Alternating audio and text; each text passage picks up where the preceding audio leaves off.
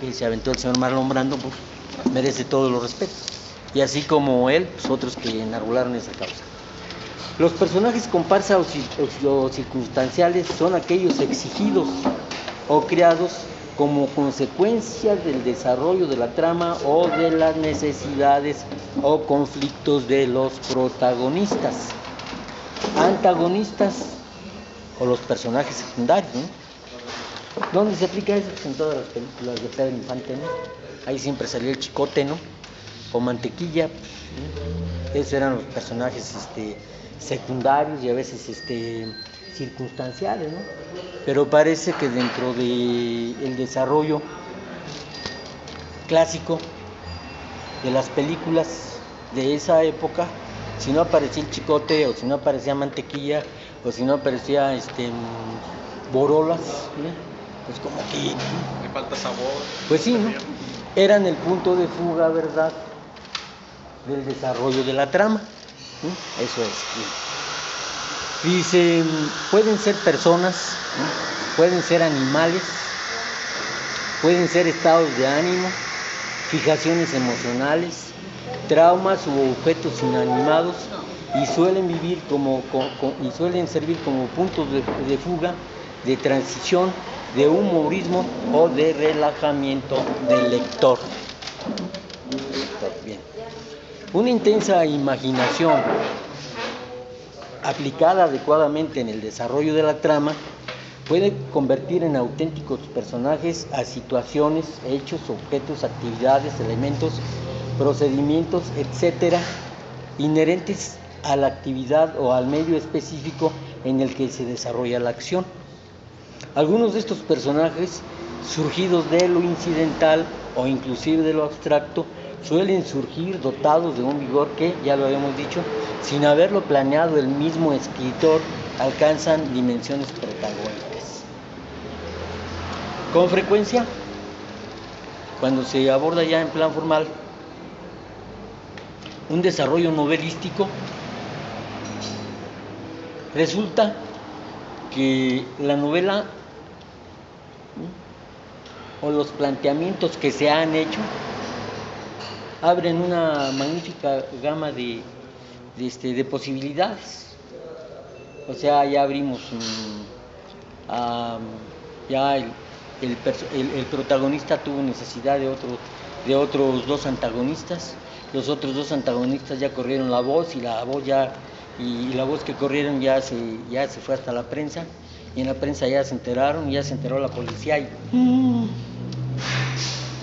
y entonces el escritor dice, ¿y ahora qué voy a hacer? ¿Ahora por dónde le sigo? ¿Qué sucede ahí? Que para eso tenemos nuestro esquema base, ¿no? Y decir, bueno, aquí está mi esquema base, ¿no? Porque a veces hasta la idea se vuelve confusa. Bueno, pues, ¿de qué iba a hablar yo? ¿O por qué, a título de qué este personaje está diciendo esto? Si yo no le di permiso que dijera eso. No, pero el desarrollo de la trama y el planteamiento exigió, ¿sí?, que surgiera esa alternativa, ese diálogo y finalmente ese personaje, ¿verdad? ¿Qué va a suceder ahí? Eso es muy interesante, ¿no? Que el escritor se va a sentir un poquito confundido, porque el personaje que él está así diciendo, bueno, que pues, aquí estoy, y el escritor dice, bueno, pues es que este canijo, pues que la te está dando, ¿no? No tiene vela en el entierro, y el personaje dice, pero si yo tengo vela en el entierro, tú eres el que no sabes cómo me vas a dar cabida. Y ya pues, obviamente como el autor es el autor, pues, le dice que se calle y se calla, y que ahí se esté, y ahí se está, ¿no? Y no puede decir, esta boca es mía, ¿no? Pero después sigue el desarrollo de la trama. Viene un punto difícil de resolver, un nudo. Y entonces el esquema básico obliga a remontar las ideas, a volver a analizar las ideas y decir, que este sonso, ¿no?, que había yo condenado al silencio. Y subrepticiamente aparece, ¿no? Aparece aquel personaje, ¿no?, que era un personaje comparsa o circunstancial.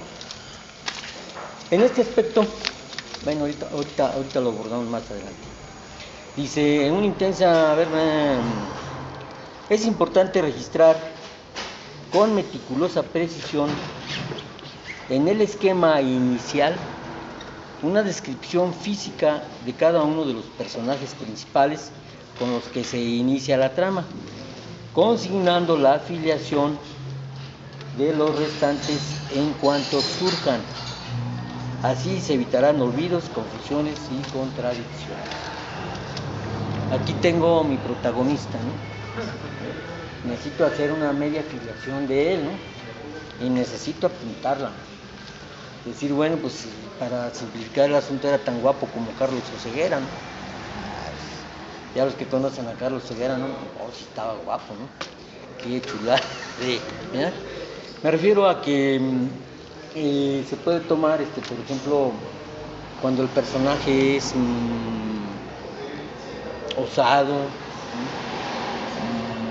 atrevido, valiente, pues a un Ernest Hemingway, ¿no? O sea, un tipo robusto, alto, corresponsal de guerra, ¿sí? Atrevido y bueno para beber. Bueno, se describe a cómo se llama a este personaje y obviamente ya no se nos va a olvidar. Necesitamos otro personaje, ¿no? Uno muy guapo, una mujer muy atrevida, muy osada, muy propia, muy... ¿sí? Pues nos acordamos de doña Irma Serrano, ¿no? Y qué bárbaro. Necesitamos una mujer más sutil. Pues nos acordamos de quién, de Cristian Martel, ¿no? Bueno, ándale pues de Doris Day, ¿no? Esto es muy importante porque así, sí, no nos van a surgir dudas que nos pudieran ocasionar dispersiones en la descripción física de nuestros personajes, ¿sí? Dice, ahora vamos a entrar al perfil psicológico, que es también fundamental, ¿no? Aquí en este perfil psicológico debemos ponerle a dotar a nuestro personaje por lo menos de 2 o 3 características, ¿no? Por ejemplo, refiriéndose a Pedro Páramo, Juan Rulfo dice en una sola frase: era un rencor vivo. No se hace necesario que diga más, ¿no? Psicológicamente Pedro Páramo está escrito ahí porque en una forma o en otra nosotros hemos tenido contacto, ¿verdad?, con el rencor, pero que es un rencor vivo, bueno, y teniendo en cuenta que era un producto de los tiempos de la revolución y con pistola al cinto y dueño de la hacienda, carajo, ¿no? Ya nos estamos imaginando la clase de personaje que era, ¿no?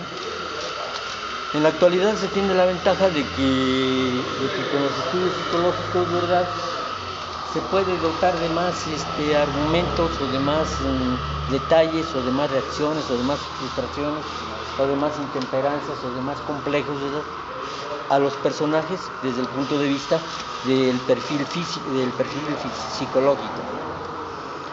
Aunado a lo anterior, y esto es muy importante, es de vital importancia el perfil lingüístico, y ahí es donde sí empieza uno, como se dice en el argot sencillo, a parir chayotes. Es dificilísimo. Es dificilísimo porque resulta que dentro de un mismo gremio, ¿verdad?, en el que se ubica el desarrollo de la novela, a pesar de que todos son doctores, todos son licenciados, o todos son maestros, o todos son corredores de caballos, o todos son jugadores de billar, ¿sí?, debe de haber un lenguaje que los identifique con el medio, pero que a la vez los diferencie individualmente, ¿no?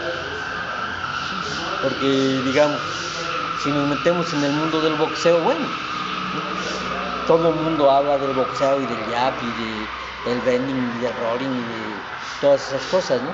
Todo el mundo. Pero se debe de tener la precaución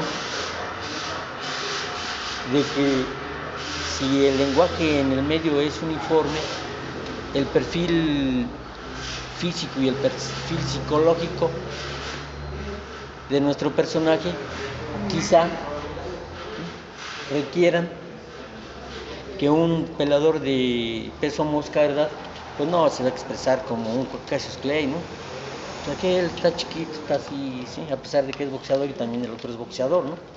Entonces el perfil físico-psicológico de Cassius Clay es totalmente distinto al de un Rubén Olivares, ¿no? Que en una ocasión se encontraron, y pues mi querido Cassius Clay, que era un racista así disfrazado, le dijo a Rubén Olivares que qué feo estaba, y Rubén Olivares le dijo, pues qué lástima que no tenga yo tu peso, porque ya andábamos a las trompadas, compañero. Entonces, obviamente ahí está demostrado, ¿verdad?, de que a pesar de que el medio es el mismo, la forma de expresarse, ¿verdad?, y es distinta. Este es el perfil lingüístico de cada uno de los personajes, y aquí se habla del perfil, de la importancia de supeditarlos al perfil físico-psicológico. Bajo estas circunstancias es cuando también el escritor debe saber manejar los diálogos. Y ahí como que ya no es tan sencillo, ¿verdad? Bien, esto se pone de manifiesto también cuando, según el tipo de novela, tienen que alternar personas de distintos estratos sociales, ¿no?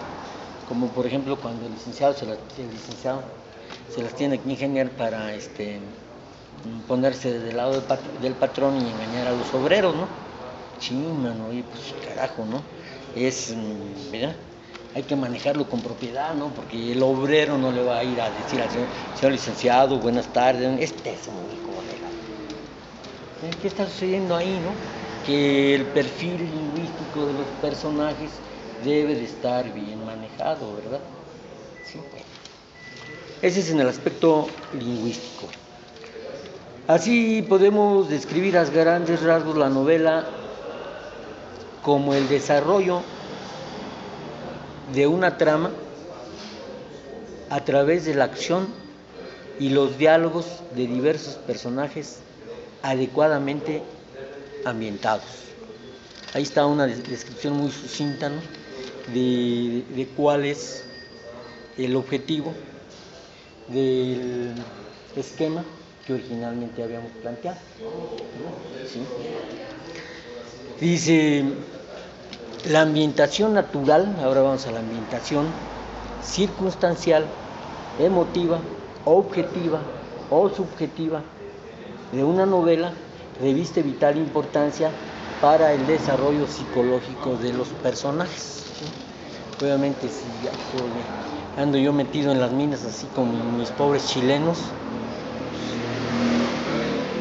es natural que el perfil psicológico de estos personajes tan dramáticos, ¿no?,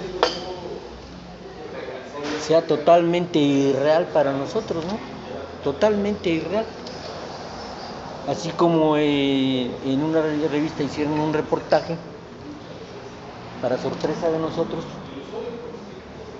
de personajes que nacieron en el metro del Distrito Federal cuando se fundó y nunca han salido de ahí.